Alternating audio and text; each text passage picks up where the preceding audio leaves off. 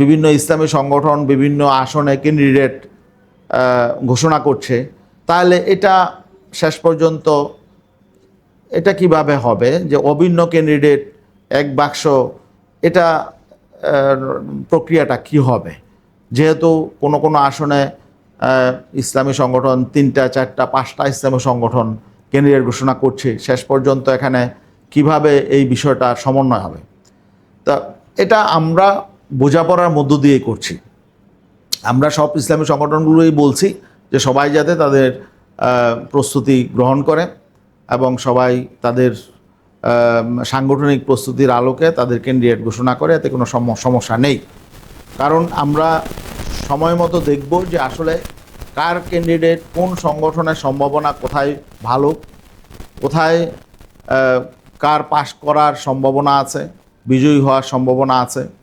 সব দিক মিলিয়ে সাংগঠনিক শক্তি, জনসমর্থন এবং প্রার্থীর ব্যক্তিগত প্রভাব সব মিলিয়ে আমরা সারা দেশে যখন সময় হবে সময় মতো আমরা এগুলো সমন্বয় করব। এখানে 5 জন 6 জন প্রস্তুতি নিলে কোনো সমস্যা নেই, বরং এতে করে ইসলামী সংগঠনের কর্মী সমর্থক আরও বৃদ্ধি পাবে। যেমন 5টা সংগঠন যদি 5 জন ক্যান্ডিডেট দেয় এবং তারা যদি এখন থেকে প্রস্তুতি গ্রহণ করে, তাহলে 5 জন ক্যান্ডিডেটের প্রত্যেকের যদি 1000 করে কর্মী তৈরি হয়ে থাকে, তাহলে 5 জন ক্যান্ডিডেটের জন্য 5000 কর্মী ওই আসনে তৈরি হবে।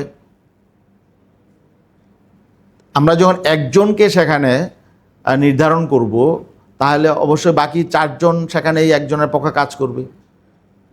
অতএব সেখানে সেই 5 জনের জন্য যেই 5000 কর্মী কাজ করত, তখন দেখা যাবে প্রত্যেকটা আসনে এই একজনের পক্ষে 5000 কর্মী সমন্বিতভাবে কাজ করবে। তো অতএব এতে কোনো সমস্যা হবে না। আমাদের ইসলামী সংগঠনগুলো মধ্যে সে বোঝাপড়া আছে এবং আমাদের ইসলামী সংগঠন প্রত্যেকটা সংগঠনই আসলে কোনো ব্যক্তির ইচ্ছার উপরে চলে না, বরং আমরা মনে করি যে প্রত্যেকটা আসনই সংগঠনের আসন। সেখানে কেউ ব্যক্তিগতভাবে তার ইচ্ছা অনিচ্ছার উপরে নির্ভর করে না, বরং সংগঠন যে সিদ্ধান্ত দেবে সেখানে সবাই তা মেনে নেবে। সেখানকার কর্মী এবং সেখানকার ক্যান্ডিডেট সম্ভাব্য যারা আছে সবাই এক বাক্যে তা মেনে নেবে, এতে কোনো বিশৃঙ্খলা আশা করি হবে না।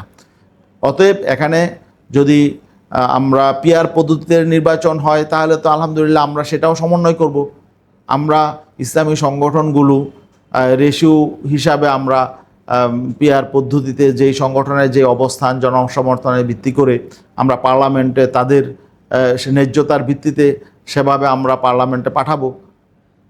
আর বাকি প্রস্তুতি চলতে থাকবে।